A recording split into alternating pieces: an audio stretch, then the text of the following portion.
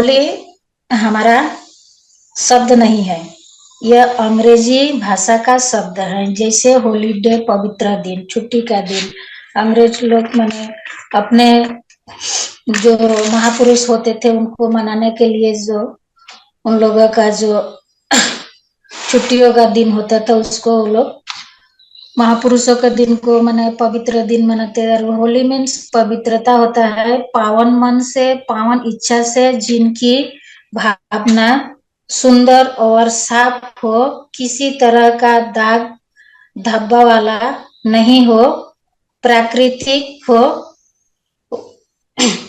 जो प्रकृति के वस्तुओं से, जो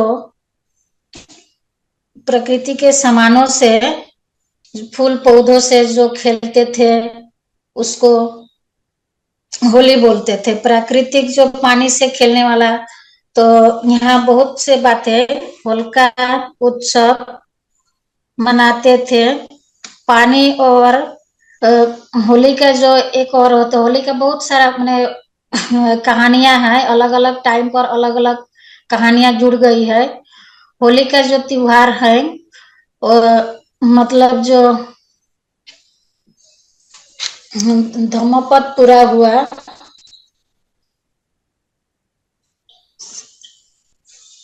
जो बैसाख है, सावन के पूर्णमासी को सप्तपर्णी गुफा के अंदर 500 अरहत भिक्षुओं ने जो सभा लगाई, उस सभा में भगवान बुद्ध के जो सूत्र थे 84,000, उसको बांधने का मैंने उस दिन को शुरुआत हुई और वो लगभग 7 महीना तक चला। और फगुन के पूर्णमासी को वो काम खत्म हुआ। उस खुशी में जो धम्मपद को सजोने का काम था, संजोने का काम था, वो पूरा हुआ। उस खुशी में भी भिक्षु लोग पानी से उत्सव मनाते थे, पानी से वो लोग खुशियां मनाते थे, एक दूसरे के ऊपर पानी फेंकते थे। उस समय तो रंग आज के जैसे आर्टिफिशियल रंग नहीं होता था, प्राकृतिक चीजें होती थी, तो प्राकृतिक चीजों को लेन देन भी करते थे, आपस में खुशियां भी मनाते थे।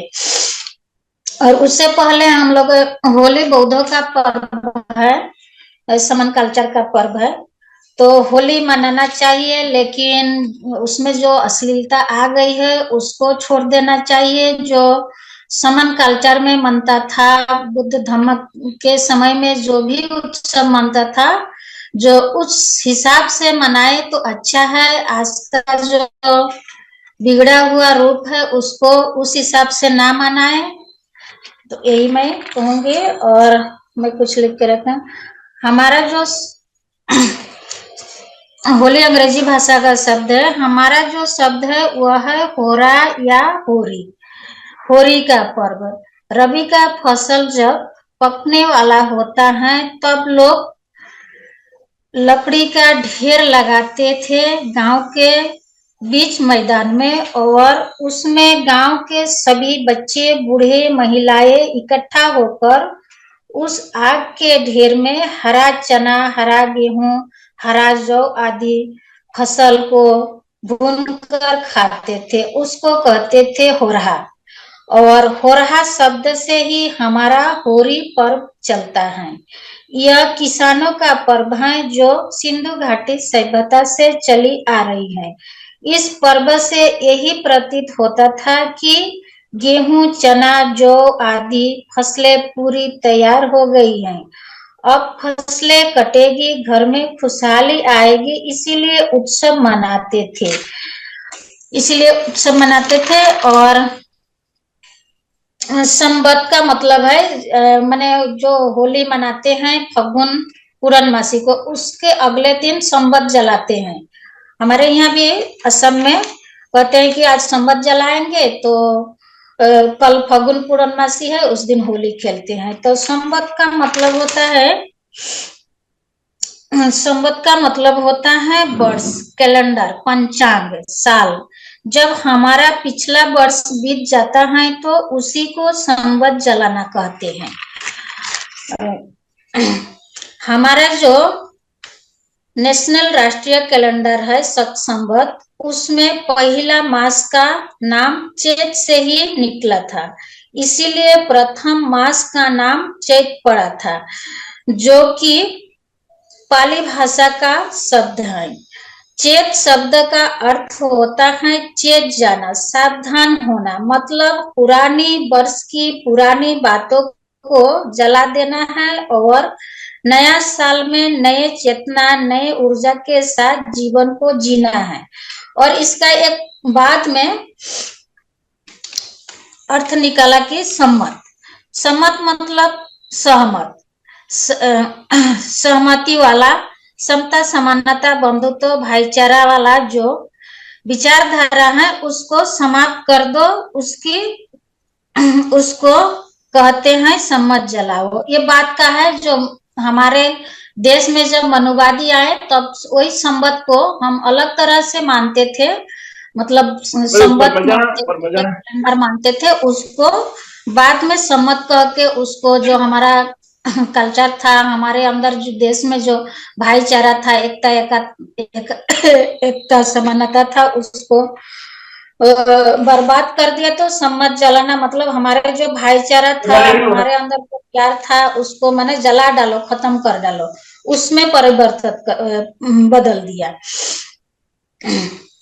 होलिका, हम जब पैदा होते हैं, हमारा जो बाल्य अवस्था होता है, जो बालिशा खुश रहता है और सबको खुश देखना चाहता है, तो उसी का प्रतीकात्मक रूप है प्रहलाद, जो दुख से मुक्त होता है, परे होता है। लेकिन जब हम बड़े होते हैं तो हमारे अंदर लोभ मोह जागता है और बदले की भावना में राग देश फैलता है, ईर्ष्या करते हैं, नशा पानी करते हैं।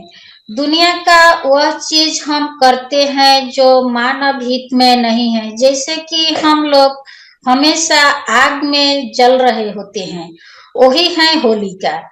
जो भी बुरे कर्म है उसमें हम जलते हैं, और जो छोटा बच्चा है 5 साल 10 साल का, वह उस आग से बचा रहता है, वह नहीं जलता है। लेकिन पाखंडवादियों ने भक्त प्रहलाद और होलिका की अलग रूप देकर असली इतिहास से दूर कर दिया है। और हमारे जो कनिष्क राजा, जो कुषाण राजा कनिष्क ने 78 एडी को राज सिंहासन पर आसीन हुआ, तो एक संवत चला जिसको शक संवत कहते हैं।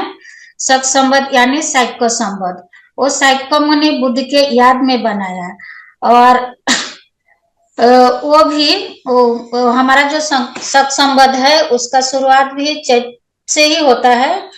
और फगुन पूर्णमासी को खीर बनाकर खाते हैं। हमारे समन कल्चर में भी खीर को बहुत महत्व देते हैं। हमारे समन कल्चर में अमावस पूर्णमासी को बहुत महत्व देते हैं। उस दिन खीर खाते हैं, मिठाइयाँ भी खाते हैं, उत्सव मनाते हैं, एक दूसरे को गिफ्ट भी देते हैं। तो